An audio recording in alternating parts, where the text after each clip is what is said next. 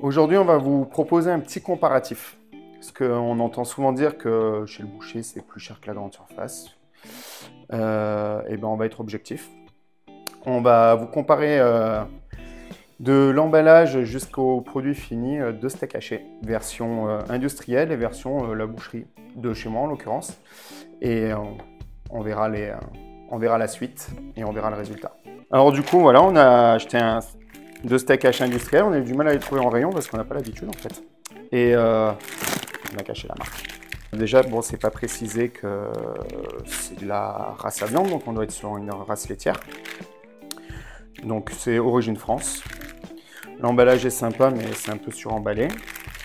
Donc on va se peser les steaks hachés. Vous voyez, il y a 280 grammes de viande pour 299 grammes en tout.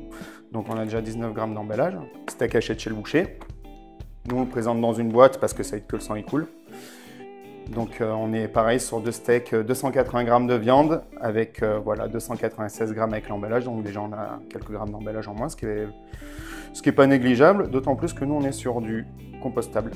Voilà, on est sur un produit qui fait 22,68 € du kilo pour 6,35 € les deux steaks hachés, 4,80 € les deux steaks hachés chez votre boucher, à 16,90 € le kilo. Donc voilà, on a encore du plastique là, vous voyez, toc toc, bien blanc et tout. Du vrai plastique. Donc on a une DLC qui va au 28,01. Par contre, on n'a pas de date d'emballage, donc j'imagine que ça a au moins 4-5 jours déjà.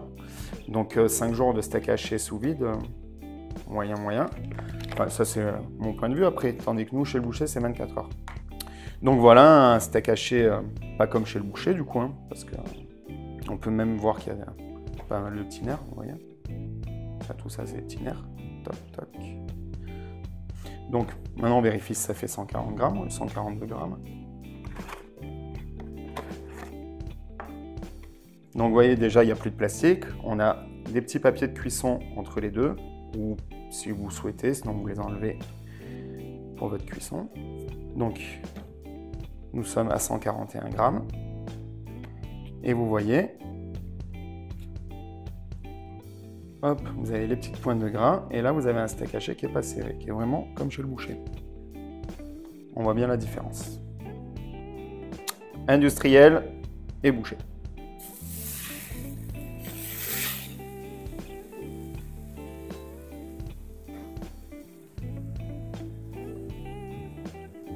Ça coule un peu plus au niveau de l'industriel.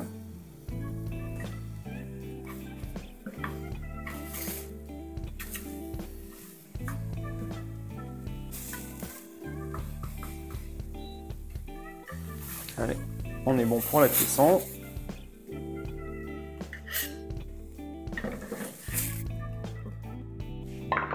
Alors c'est parti, donc on va reposer nos steaks hachés.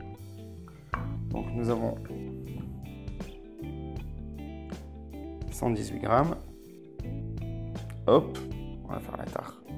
J'ai même perdu un petit morceau. Et 119 grammes. Alors du coup, l'industriel.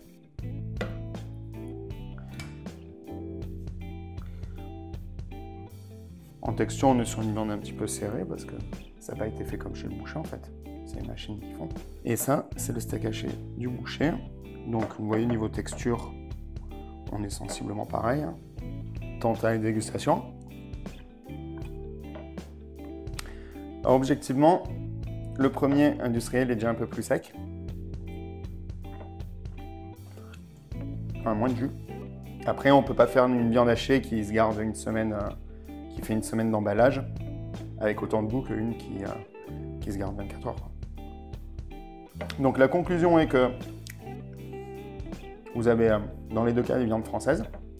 Dans un cas, c'est une race à viande qui est la limousine chez le boucher, mais vous avez quand même 1,50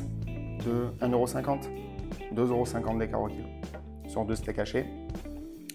Donc conclusion, vaut mieux aller chez votre boucher, faites vivre vos petits commerçants, et en plus, le boucher il paye mieux ses éleveurs que la grande surface. Voilà.